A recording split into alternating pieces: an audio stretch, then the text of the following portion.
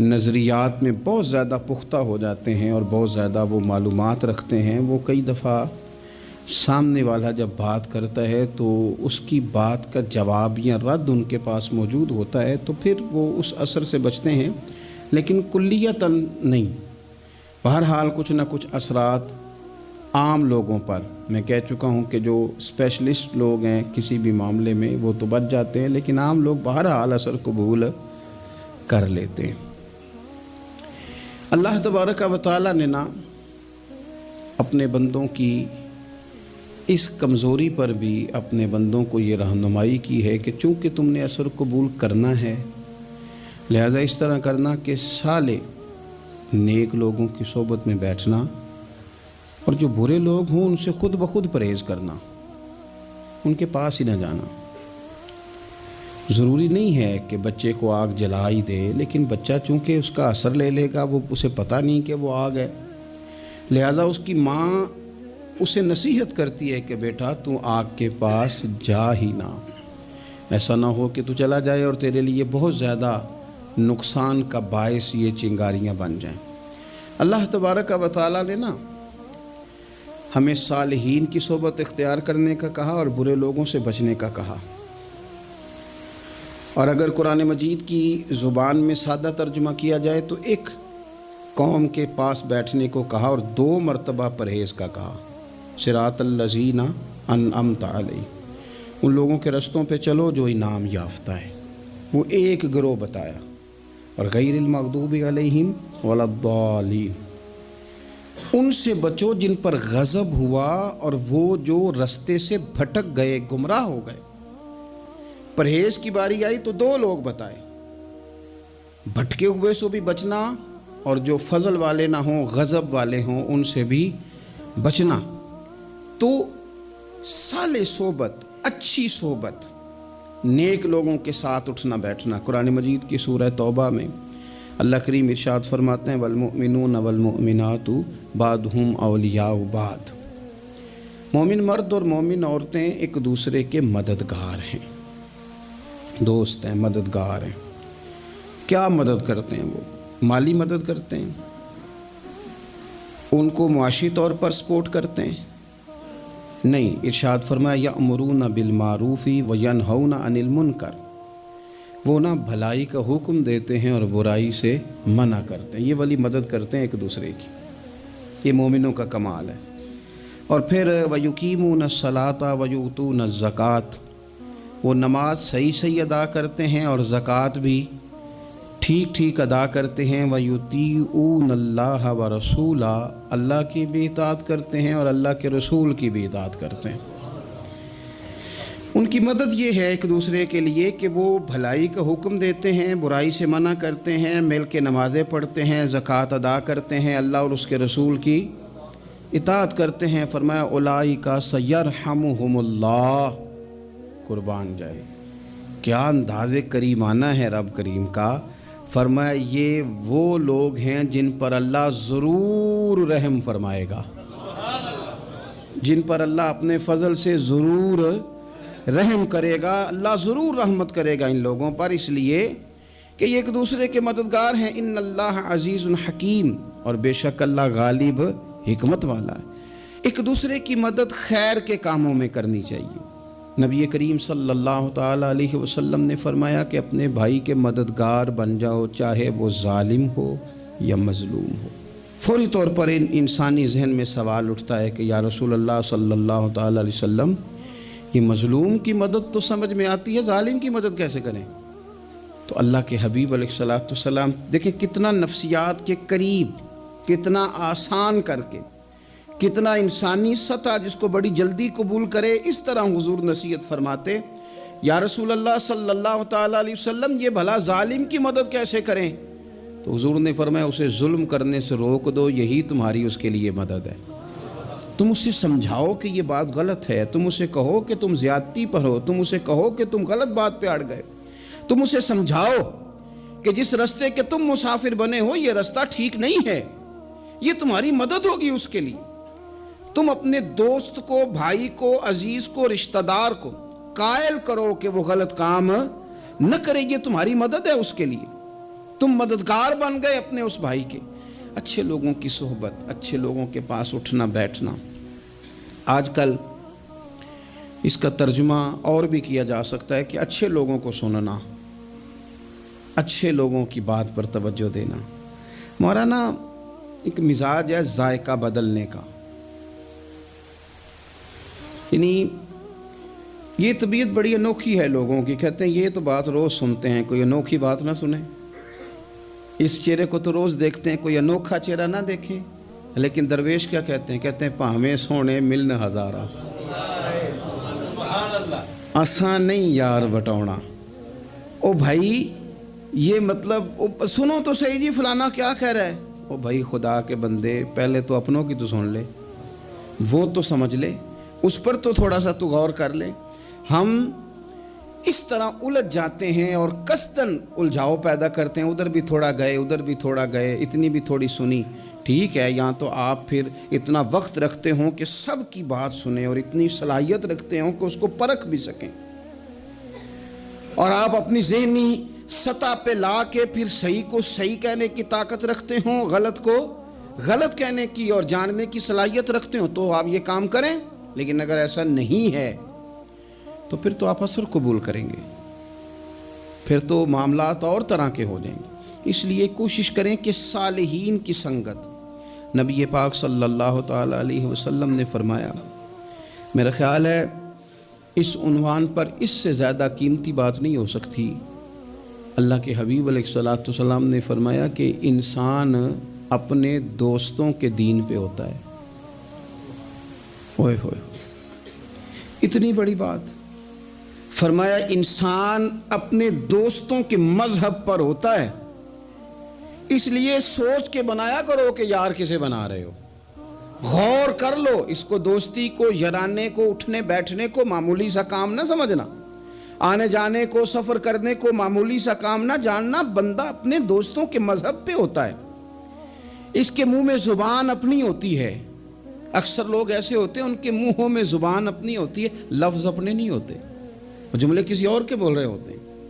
اس کا مطلب یہ ہوتا ہے کہ وہ سارا اثر قبول کر چکے ہیں کہ جو انہیں یہاں تو راہ حق پہ لے گیا ہے، اور اگر جس کا وہ اثر لے رہے تھے بندہ غلط تھا تو وہ انہیں غلط ترک پہ لے گیا ہے. ایک بات خواجہ حسن بصری کی، اللہ اکبر، صحیح لوگ چل رہے ہوتے ہیں، کسی درویش کے عقیدت مند ہوتے ہیں، تربیت پا رہے ہوتے ہیں، رستہ صحیح چل رہا ہوتا ہے، لیکن وہ مطلب فٹافٹ ایک کوئی شخص بیچ میں گھستا ہے اور آگے کہتا ہو نہیں میں تجھے بتاتا ہوں معاملہ تو کچھ اور ہے. وہ بالکل سڑک پہ صحیح چل رہے تھے.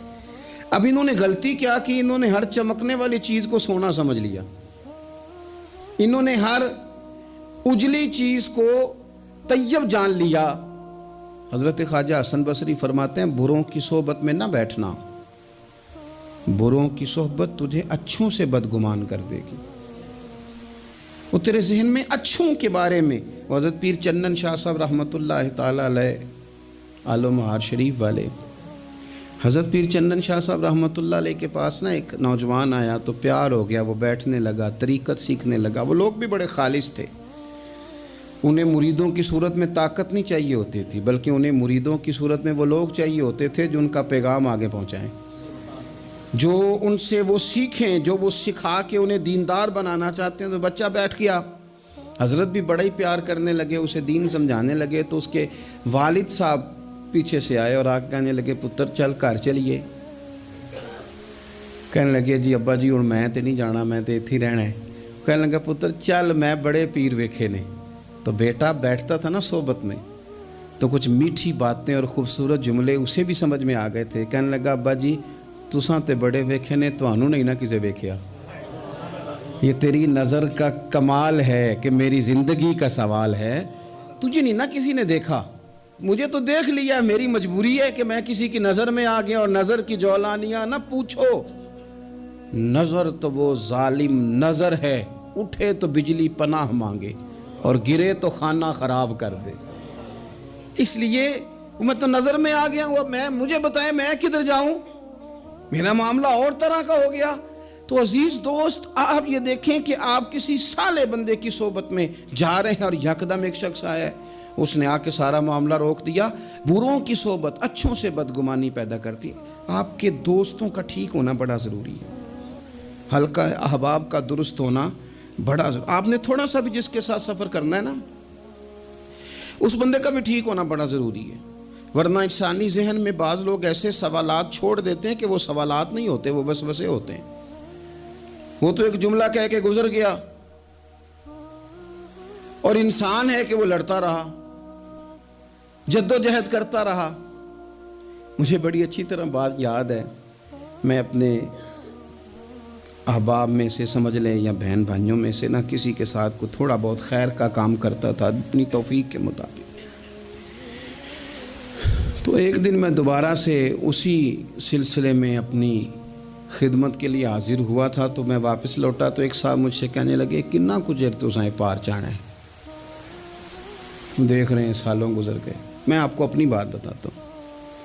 تو واقعی میرا ذہن الجھنے لگ گیا. واپس آنے تک میں نے کہا یار یہ کب تک، یعنی کہ تو ہر روز کوئی نہ کوئی بات سنا دیتے ہیں کہ فلانی بھی مجبوری ہے، فلانی بھی، کب تک یہ کرنا ہے. میرا ذہن خاصا الجھ گیا اور میں بڑی عجیب سی کیفیت میں چلا گیا. میں اسی پریشانی کے عالم میں تھا کہ میں نے طبقات امام شورانی کھولا. ویسے ہی بائی دوے تو سامنے ایک بزرگ کا قول آ گیا. وہ کہنے لگے یاد رکھنا بندے بندوں کے محتاج نہیں، بندے رب کے محتاج ہیں. اور اگر کوئی بندہ کسی کا بھلا کرتا ہے نا تو بس اللہ نے اس کی ڈیوٹی لگائی ہے، باقی دے اللہ ہی راہ ہے. بندے بندوں کے محتاج. اگر کوئی بندہ کسی کو کچھ دیتا بھی ہے تو وہ اللہ کی دی ہوئی ڈیوٹی سر انجام دیتا ہے. بندے او ہو میرا تو رو رو کے برا حال ہو گیا.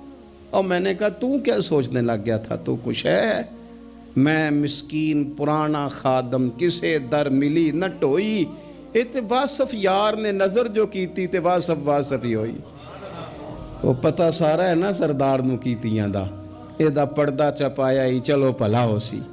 الجھے نہیں. لوگ الجھا دیں گے آپ کو، چھوٹی سی بات کریں گے آپ الجھ نہیں. آپ کہیں گے ہو میری وجہ سے چل رہا. تیری وجہ سے کچھ بھی نہیں چل رہا، کچھ بھی نہیں تیری وجہ سے چل رہا. بڑے بڑے تھے جو قبروں میں لیٹ گئے، ہوئے نامور بے نشاں کیسے کیسے، اور زمین کھا گئی نوجوان کیسے کیسے. کہاں میرے بھائی کسی کی وجہ سے نہیں، یہ نظام میرے رب کا ہے اور میرے مالک کی قدرت سے چل رہا ہے. یہ نبی کریم علیہ السلام کی نگاہ کرم سے چل رہا ہے. اس لیے الجھے نہیں. آپ کو لوگ الجھائیں گے، کہیں گے کب تک جی آپ تو فلانا تو بس ایسے ہوگا. نہ الجھے نہیں، کبھی نہیں الجھے. سنیں، ہمارے ارد گرد کے حلقہ احباب کا ٹھیک ہونا اتنا ضروری ہے کہ داتا گنج بخش علی اجویل رحمۃ اللہ علیہ فرماتے ہیں کہ مکہ معظمہ میں ایک شخص طواف کعبہ کر رہا تھا.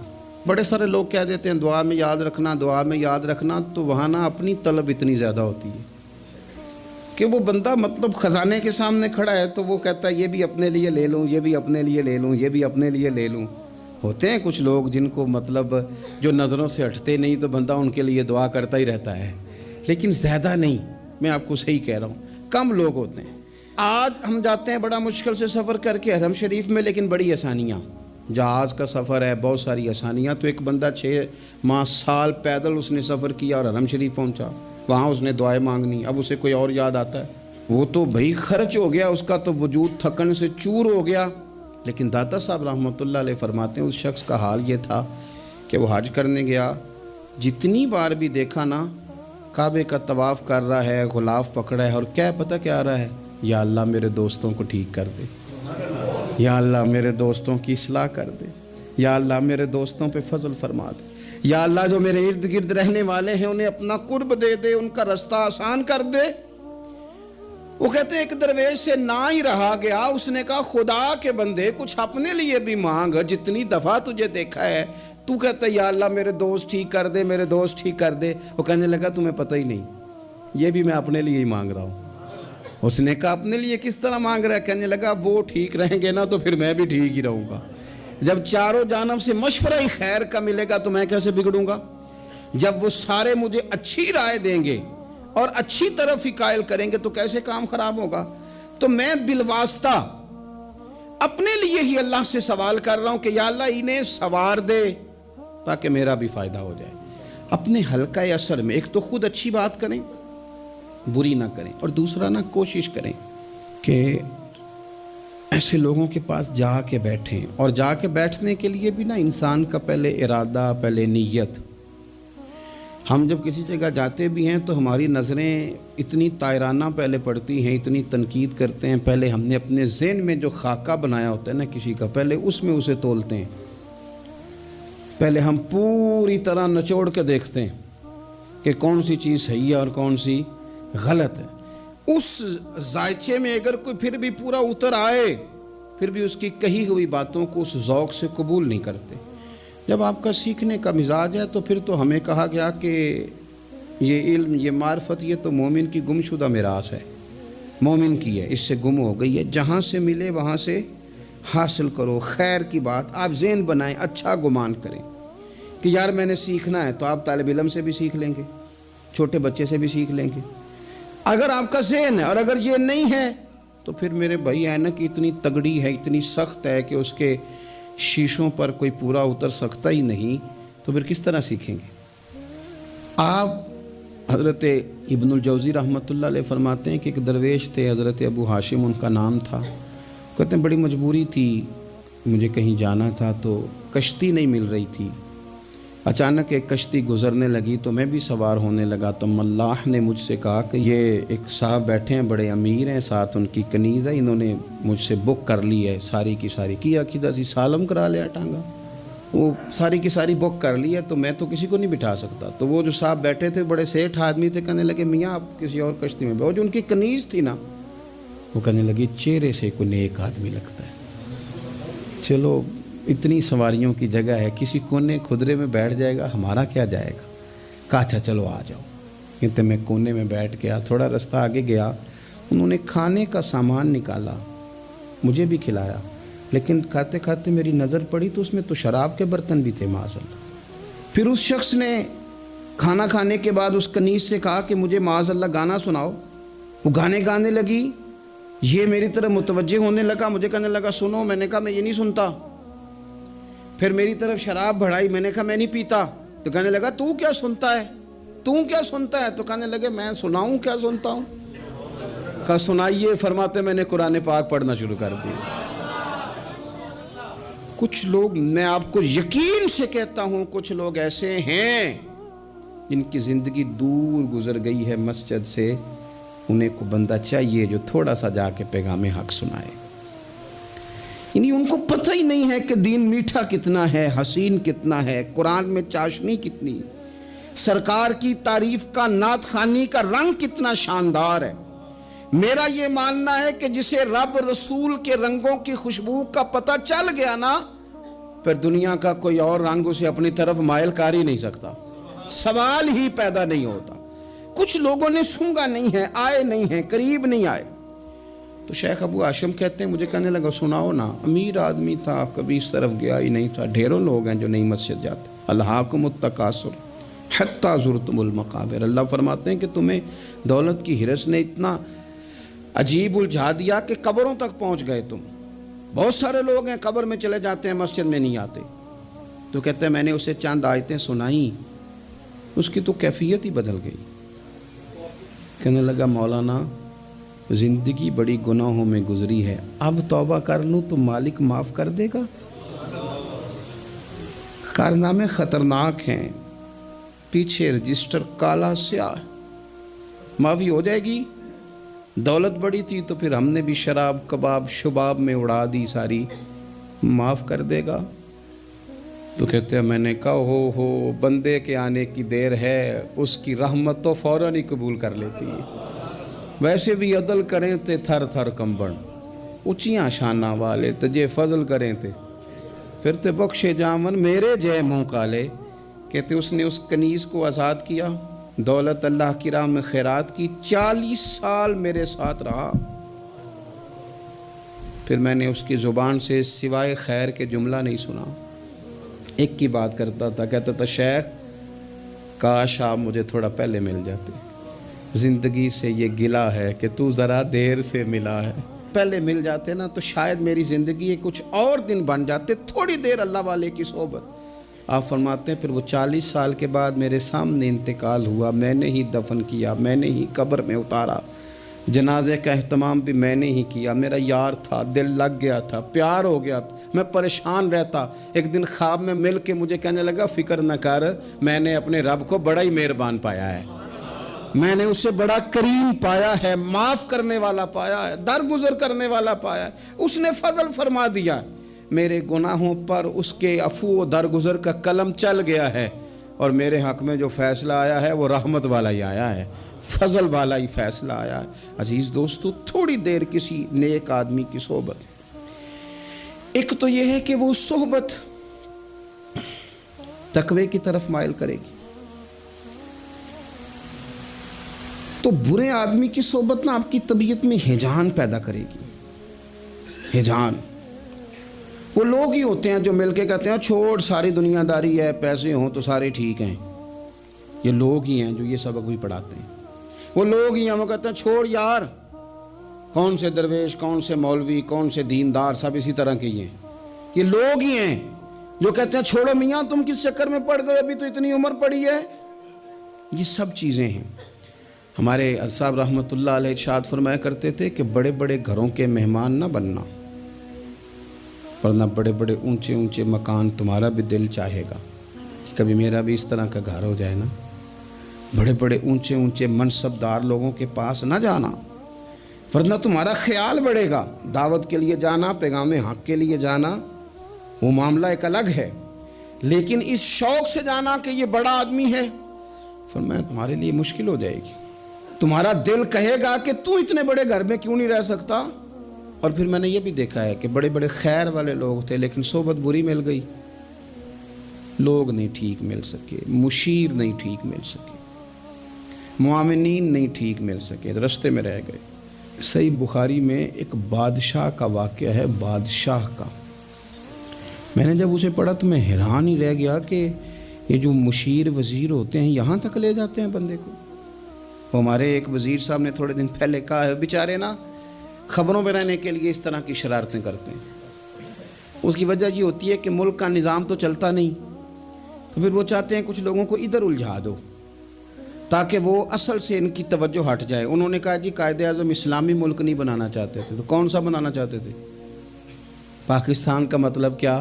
لا الہ الا اللہ محمد رسول اللہ صلی اللہ علیہ وسلم۔ میں آپ کے جواب میں صرف اتنی بات کہوں گا کہ جو پاکستان بنانے والے تھے نا وہ آپ کی طرح کے لوگ نہیں بنانا چاہتے تھے، آپ کی طرح کے لوگوں کے حوالے نہیں کرنا چاہتے۔ ہمارے لیڈروں کا یہ حال ہے کہ اس طرح کے لوگوں کو مشیر بنا لیتے ہیں، وزیر بنا لیتے ہیں۔ یہ کتنی رکاوٹ پیدا کرتے ہیں، کتنی تباہی کرتے ہیں۔ دیکھیے بخاری میں موجود ہے، ہرقل بادشاہ نے حضرت ابو سفیان رضی اللہ تعالیٰ عنہ جو اس وقت ابھی کلمہ نہیں پڑھتے تھے، ان کو بلا کے نبی پاک علیہ السلام کے بارے میں ساری باتیں پوچھی، ایک ایک بات اس نے حضور کے بارے میں پوچھی، اور آخر میں یہ بھی پوچھا کہ کیا انہوں نے معاذ اللہ کبھی جھوٹ بولا ہے؟ تو ابو سفیان کہنے لگے نہیں، قربان جاؤں میری مخالفت اپنی جگہ پہ، لیکن وہ میرے سامنے پیدا ہوئے ہیں، 40 سال کی عمر میں اعلان نبوت کیا ہے، ان کی گود میں بیٹیاں کھیلتے میں نے دیکھی ہیں، ان کے مقدس بال میرے سامنے سفید ہوئے ہیں، محبوب نے جب بھی بولا حق اور سچ ہی بولا ہے۔ اس کی نا طبیعت میں دین اتر گیا بادشاہ کی۔ اس نے اس کے جواب میں بڑا خوبصورت جملہ کہا، کہنے لگا جس نے بندوں سے کبھی جھوٹ نہیں بولا وہ یہ جھوٹ کیوں بولیں گے کہ میں اللہ کا رسول بن کے آیا۔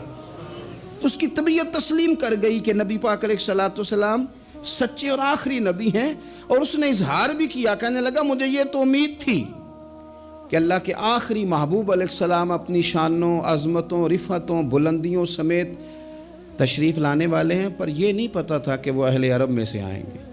اس نے کہا میں جلدی سے حاضر ہو کے نا حضور کی اطاعت قبول کرتا ہوں۔ لیکن بادشاہ تھا نا،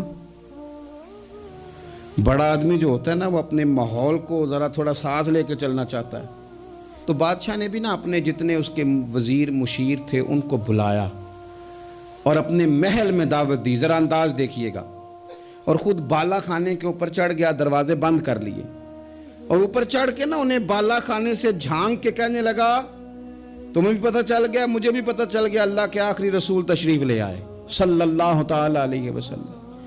اب میرا خیال ہے کہ ہماری اور تمہاری بہتری اور بقا اسی میں ہے کہ ہم بیٹھے نہ رہیں، جلدی سے جا کے محبوب پاک کے دامن کو تھام لیں، حضور کی فرما برداری قبول کر لیں۔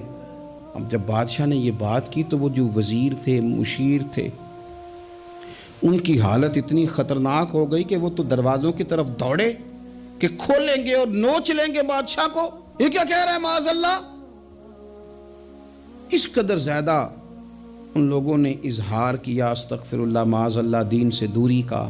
جب بادشاہ نے یہ کیفیت دیکھی نا، اوہو، بندے دیکھ کے رب رسول سے دور رہ گیا، کہنے لگا نہیں نہیں بھائی، نہیں، میں تو صرف تمہیں آزما ہی رہا تھا کہ تم اپنے دین کے ساتھ کتنے پختہ ہو، ہم نہیں کہیں بھی جا رہے، ہم یہیں رہیں گے، یہی ہمارا دین رہے گا۔ ان وزیروں نے، مشیروں نے، دوستوں نے، قریبی لوگوں نے رسول اللہ کی غلامی میں نہیں آنے دیا۔ اتنا برا اثر کرتے ہیں یہ مشیر وزیر، اتنا خوفناک حال کر دیتے ہیں انسان کا قریب رہنے والے لوگ کہ سامنے کرم کا دریا بہہ رہا تھا، لیکن اس کی بدقسمتی دیکھو، وہ دور اس لیے رہ گیا کہ اس کے دوست ٹھیک نہیں تھے، مشورہ دینے والے ٹھیک نہیں تھے، قریب رہنے والے ٹھیک نہیں، یہ دور رہ گیا۔ اور نجاشی کلمہ پڑھ کے محبوب کا مسلمان ہو گیا۔ حضرت عائشہ صدیقہ فرمایا کرتی تھی، نجاشی وہ خوش قسمت مسلمان ہے کہ جب وہ دنیا سے گیا تو اس کی قبر سے بھی نور نکلا کرتا تھا۔ اس نے نہیں بادشاہ دیکھی، غلامی کی رسول کریم، اور اس نے اپنے مشیروں پر، لوگ تو یہاں تک بری صحبت اثر کرے گی کہ وہ دین سے دور لے جائے گی، اور ایک تو ہے دین کے قریب آنا۔ یہ جو بات آخر میں کرنے لگا ہوں نا، یہ زیادہ توجہ طلب ہے۔ جو لوگ کہتے ہیں نا میرا دل نہیں بدلتا، جو لوگ کہتے ہیں میری کیفیت نہیں بدلتی، ذوق نہیں آتا، تو یہ حدیث بتاتی ہے کہ ذوق بھی کوئی خاص صحبت میسر آئے تو پھر ہی قائم رہتا ہے۔ وہ جو محبوب علیہ السلام نے فرمایا نا کہ اللہ کا بندہ وہ ہے جسے دیکھو تو رابی یاد آ جائے۔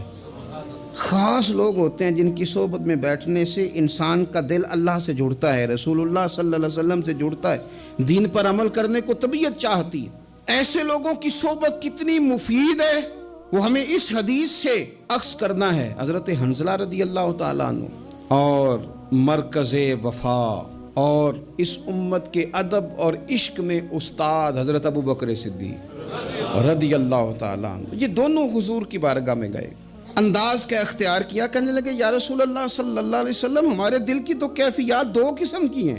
حضور جب ہم آپ کے پاس ہوتے ہیں نا، جنت اور دوزخ کا ذکر سنتے ہیں، ہمیں یوں لگتا ہے جنت اور دوزخ ہماری آنکھوں کے سامنے، دل کے اندر فوراً جذبات ابھر آتے ہیں کہ اب ہر خیر کا کام کرنا ہے، اب جنت ہی کی طرف مائل ہونا ہے۔ ہماری قلبی کیفیات، ہماری باطنی کیفیت بدل جاتی، نور علی نور ہو جاتا ہے سارا کچھ۔ لیکن حضور جب ہم آپ کی بارگاہ سے اٹھ کے گھر جاتے ہیں، بال بچوں کے پاس جاتے ہیں، تو پھر وہ حال نہیں رہتا۔ یا رسول اللہ صلی اللہ علیہ وسلم یہ کیا ہے؟ تو محبوب نے کیا فرمایا؟ آپ یقین کریں جو اہل طریقت اور تصوف ہے نا، یہاں ان کی روحیں مچل جاتی ہیں۔ حضور فرمانے لگے حالت ایک طرح کی نہیں رہتی، ہاں اگر تمہاری وہی حالت رہے جو تمہاری میرے پاس ہوتی ہے، اگر کیفیت باطنیہ وہی رہے جو میری بارگاہ میں ہوتی ہے، تو فرمایا تم بستروں میں موجود ہوں اور فرشتے آ کے تم سے سلام کریں، تم ابھی رستوں میں ہو اور فرشتے تم سے ملاقات کریں، اگر تمہاری کیفیت وہ بن جائے جو یہاں ہوتی ہے، اگر تم اسی پر جم جاؤ، وہی حالت ہو جائے، تو پھر تو فرشتے گویا آئیں تمہاری زیارت کے لیے، تمہاری ملاقات کے لیے فرشتے آئیں۔ اگر کیفیات بدل جائیں کسی اللہ کے بندے کی بارگاہ میں بیٹھ کر، تو پھر اس کیفیت کو برقرار رکھنے کی کوشش کی جائے، اگرچہ حضور نے فرما دیا کہ کیفیات ایک جیسی نہیں رہتی۔ اور چلو میرے بھائی تھوڑی دیر کے لیے ہی صحیح، جتنی صحبت میسر آئے، شاید اسی لیے امام اعظم ابو حنیفہ رحمۃ اللہ علیہ کی عمر 60 سال سے زیادہ تھی، تو کسی نے پوچھا حضور کتنی عمر ہے؟ فرمایا عمر ہے 3 سال۔ حضرت آپ تو علم، عمل، روحانیت، معرفت کے شاہ سوار ہیں، تو ساری داڑھی سفید اور آپ کہہ رہے ہیں 3 سال۔ فرمانے لگے عمر وہی 3 سال ہے جو امام جعفر صادق کی خدمت میں گزر گئی، وہ کیفیات جو ان کی بارگاہ میں رہتی تھیں، وہ انداز جو ان کی بارگاہ میں رہتا تھا، جو ان کے پاس ہوتا تھا، وہ پھر کہیں اور میسر ہر مشکل دی کنجی یارو ہاتھ مرداں دے آئی، اور مرد نظر کرے جس ویلے، اوئے ہوئے ہوئے، مرد نظر کرے جس ویلے، مرد نظر